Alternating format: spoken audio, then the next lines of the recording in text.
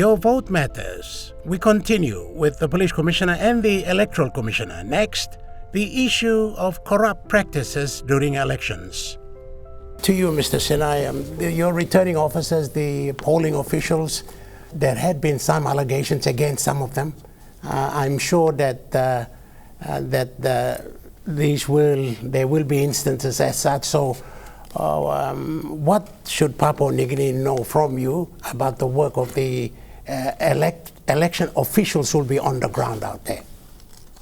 PNG Electoral Commission got 89 electorates and 22 provinces, so we have 111 returning officers, and we have 331 LLGs, so we have assistant returning officers, and we have 6,375 proclaimed council wards, and so those ones are allocated with teams.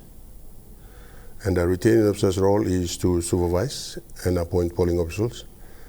AROs to assist the returning officer to also confirm and select all those officers, and they become team members, what we call under TEW, temporary electoral worker.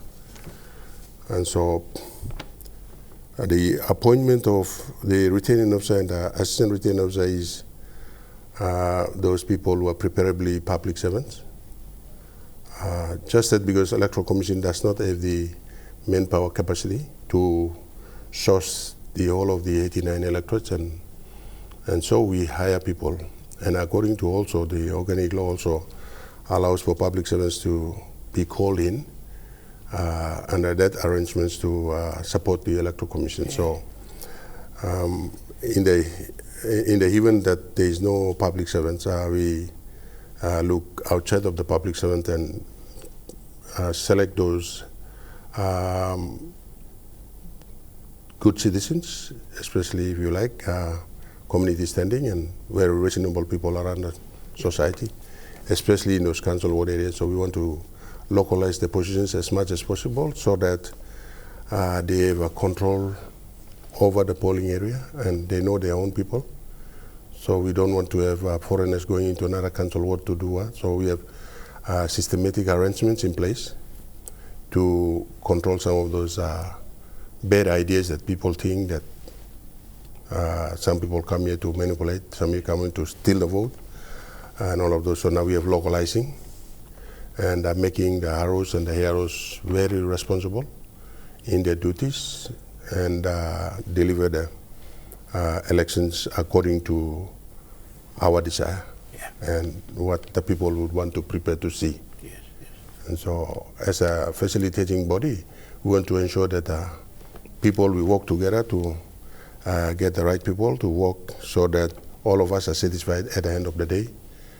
And so there are some instances where rival candidates, anybody for that matter who is interested in contesting, fighting over heroes and hero positions, yes, they're thinking that the hero and heroes make one win, which is true to some extent, which I have no control over in any personal engagements with anyone, 24 hours. That is why you will see that I have delayed the appointments of the heroes and heroes to the last point now. I'm ready to appoint now. I'm ready to appoint, which is, I'm working on the list now. Okay. Before the next issue of writ, because the writs must be issued against the hero's name. Right. And so when the hero is appointed, I don't want people to interfere. Okay, then let me ask you this. Yeah. Has there been an attempt of interference in that? Of course there have been. Of course there have been. There's a lot of instances. People think that the hero makes them win.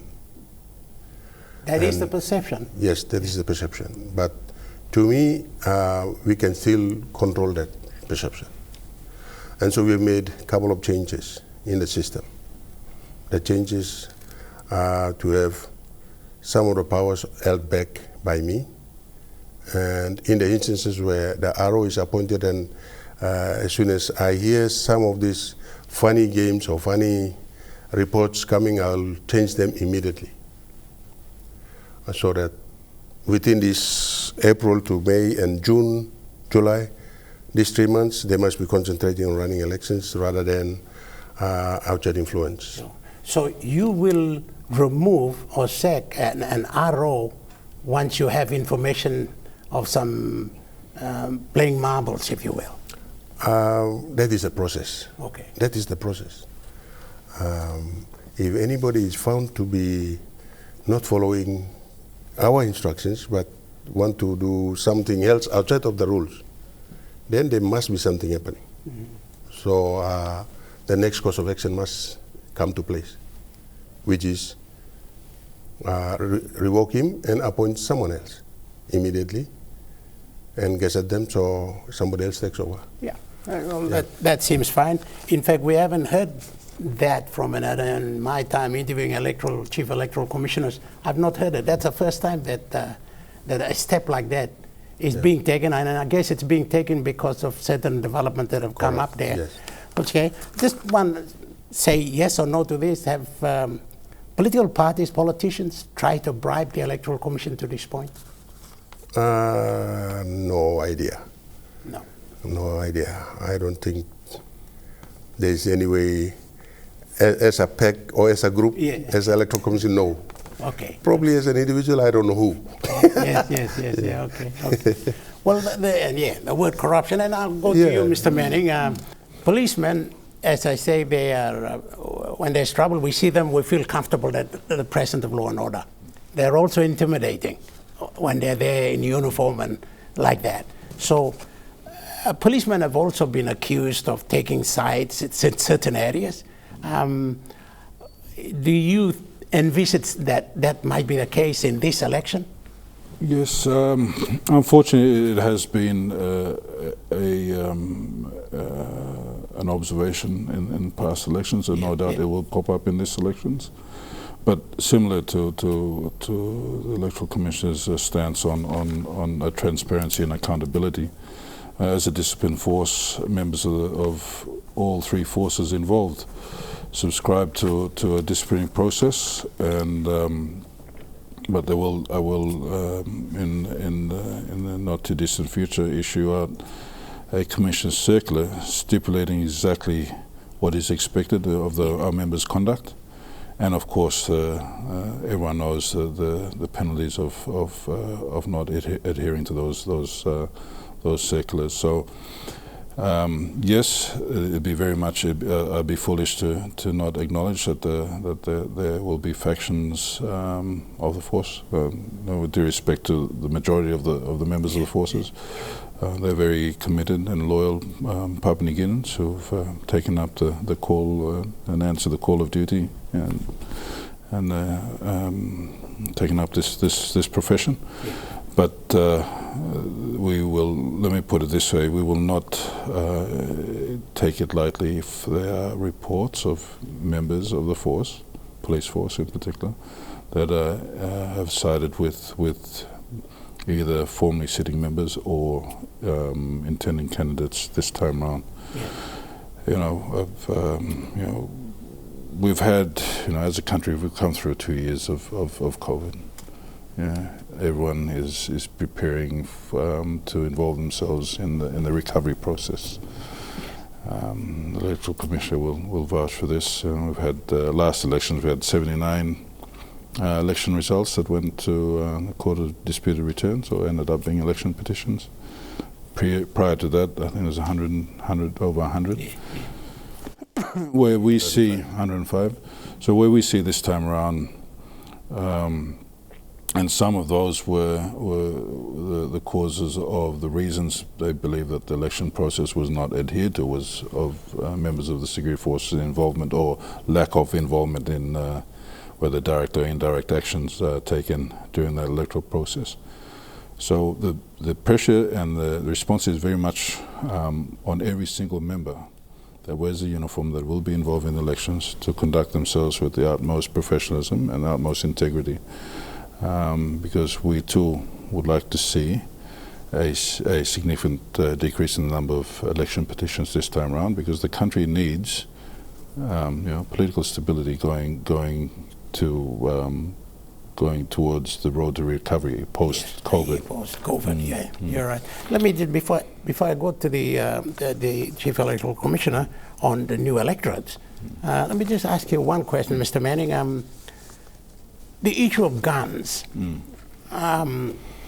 One of your commanders did come out saying that, election's coming, we don't have any guns. And that was heralded in the newspapers. Yes.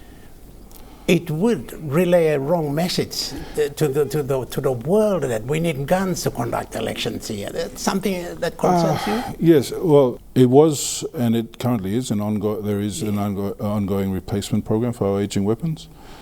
And look, let's be quite frank here. Elections for security personnel and for the general population are becoming more and more riskier. Yeah. I lost four members last elections.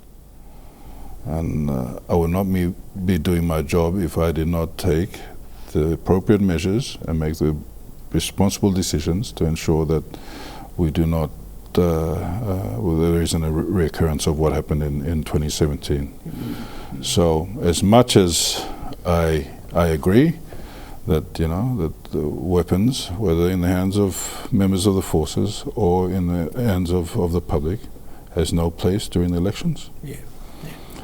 But it is a necessity for members of the force to have the ability to protect not only themselves, but others who are involved and other law-abiding citizens that would like to see a free, fair and safe election. Absolutely. Yeah. And we think we've lost control here in number of illegal arms to wrong hands in the country. Correct. There appears to be a lot of arms out there that we don't seem to have any control over. No, and it'll continue to be a scourge of our society, the high proliferation of illegal firearms in the communities. But we will continue. This is an ongoing effort in the law enforcement space to ensure that we at least make some headway into removing those illegal firearms from the communities.